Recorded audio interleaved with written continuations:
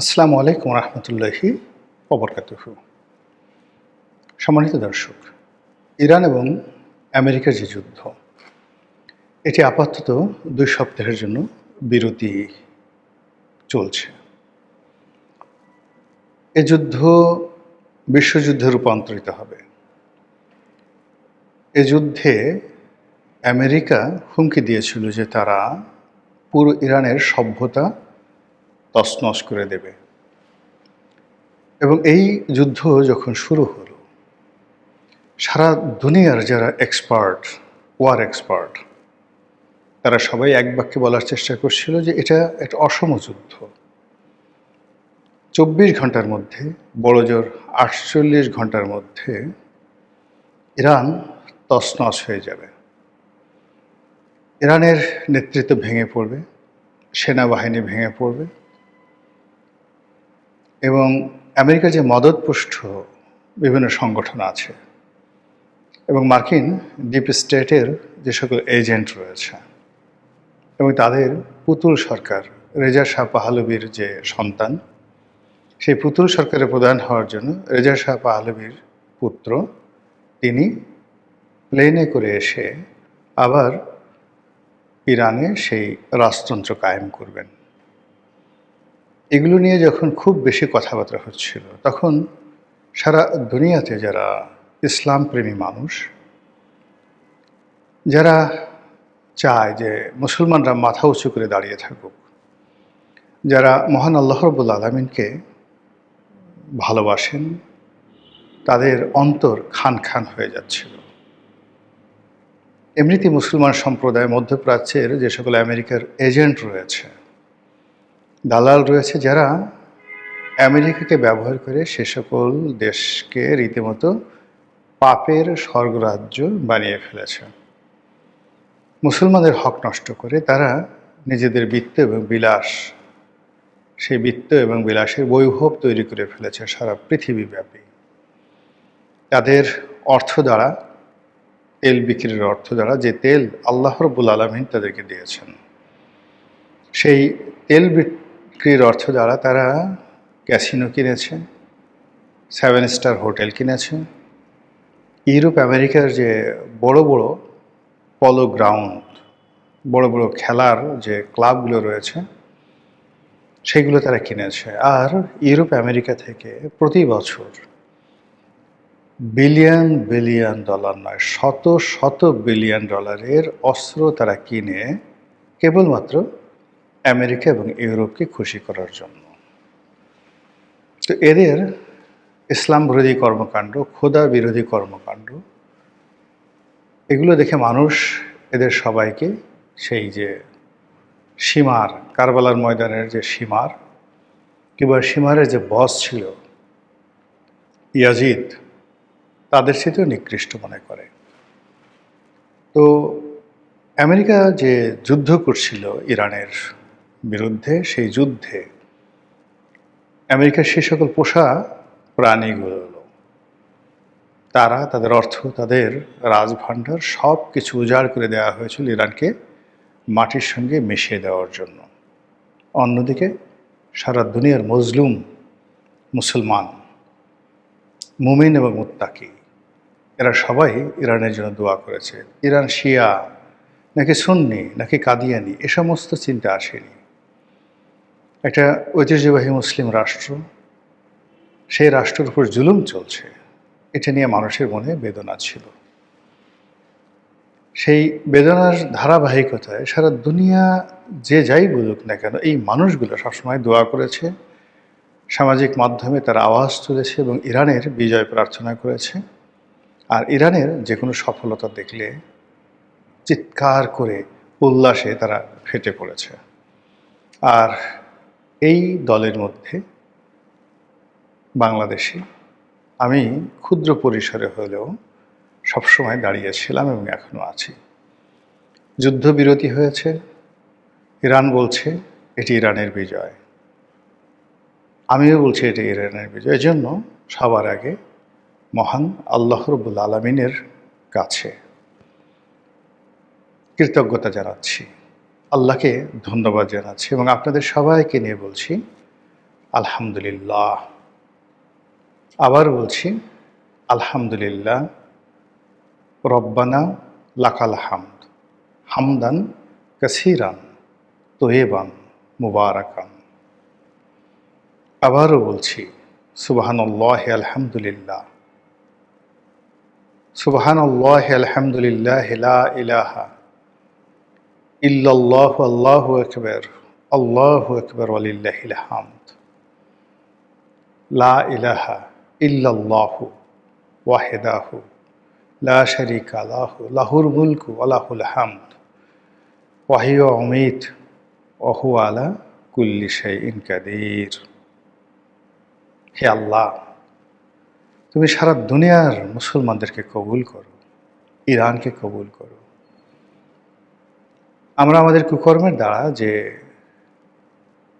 রাজত্ব তুমি আমাদেরকে দিয়েছিলে, 1000 বছর আমরা পৃথিবী শাসন করেছি, আমরা যে রাজত্ব হারিয়ে ফেলেছি, আল্লাহ তুমি আমাদের চরিত্র ভালো করে দাও, হেদায়েত দান করো, আর আমাদের হাতে আবার সেই রাষ্ট্র ক্ষমতা, সেই পৃথিবীর রাজত্ব আল্লাহ তুমি ফিরিয়ে দাও, এবং ইরানের মাধ্যমে সেটা শুরু হোক।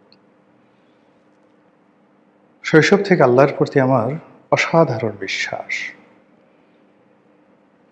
হযরত ইয়াহিয়া আলাইহিস সালাম, তার যখন জীবন শেষ, হযরত জাকারিয়া আলাইহিস সালাম, হযরত জাকারিয়া আলাইহিস সালাম তার জীবন শেষ, মৃত্যু সমাগত, বৃদ্ধ হয়ে গেছেন। তখন তিনি আল্লাহর কাছে বললেন যে, হে আল্লাহ, আমি তো তোমাকে ডেকে কখনো বিফল মনোরথ হইনি, কখনো ব্যর্থ হইনি। তারপর তিনি একটি সন্তানের জন্য ওই বৃদ্ধ বয়সে আল্লাহর কাছে দোয়া করলেন। দোয়া তো তিনি করেছেন, কিন্তু আল্লাহ রাব্বুল আলামিন যখন ফেরেশতা পাঠিয়ে তাকে সুসংবাদ দিলেন, তিনি আশ্চর্য হয়ে গেলেন যে হাউ ইট ইজ পসিবল, এটা কি করে সম্ভব? আমি বৃদ্ধ এবং আমার স্ত্রী বন্ধ্যা। তখন আল্লাহর প্রেরিত ফেরেশতা জিবরাইল বললেন যে এটা সম্ভব, আল্লাহ চেয়েছেন এটা সম্ভব। শুধু তাই নয়, আল্লাহ তার যে সন্তান, হযরত জাকারিয়া আলাইহিস সালামের যে সন্তান, তার নামও রেখে দিলেন হযরত ইয়াহিয়া আলাইহিস সালাম। এটা ইতিহাস, এটা কোরআনের কথা, এটা পৃথিবীতে প্রতিষ্ঠিত যে আল্লাহর কুন ফায়াকুনের ক্ষমতা কত প্রবল। আবার এই যে আমরা সূরা ফিল পড়ি, আলাম তারা কাইফা ফাআলা রাব্বুকা বিআসহাবিল ফিল। হে নবী, আপনি কি দেখেননি সেই দিন যে হস্তি বাহিনী, সেই হস্তি বাহিনীর আমি কি করেছিলাম? অর্থাৎ এই যে বাদশাহ আব্রাহা কাবা শরীফ ধ্বংস করার জন্য সুদূর ইয়ামেনের হাদ্রা মউত থেকে বিশাল এক বাহিনী নিয়ে তিনি মক্কাতে এলেন, কাবা শরীফ ধ্বংস করে দিবেন, লম্বা কাহিনী। এবং তার সেই বাহিনীর মধ্যে একটা হাতিও ছিল, এই জন্য ওটিকে বলা হয় হস্তি বাহিনী। মক্কা তখন একটা স্ল্যাম, একটা বস্তি, শহরের ছোট্ট একটা শহর, রাজত্ব করে কুরাইশ বংশ, বনু হাশিম, বনু মাইয়া, আর আরও 10-12টা গোত্র সেখানে আছে। বড় জোর 4 থেকে 5 হাজার নারী পুরুষ ওই শহরে তখন বসবাস করেন। সেখান থেকে আরেকটু এগিয়ে তায়েফে কয়েকটি গোত্র আছেন, এরকম একটা এলাকা। তো মক্কাতে যুদ্ধ করার যে সামর্থ্যবান লোক, সাকুল্যে ছিল সেই 500 থেকে 700। ঠিক সেই সময়টাতে হাজার হাজার বাহিনী আধুনিক অস্ত্র শস্ত্র নিয়ে, ঘোড়া নিয়ে, হাতে নিয়ে যখন একজন বাদশাহ এলেন, তখন সে তার সঙ্গে যুদ্ধ করার মতো শক্তি, সামর্থ্য, অস্ত্র কিচ্ছু মক্কাবাসীর হাতে ছিল না। তারা ভয়ে শহর ছেড়ে পালিয়ে গেলেন।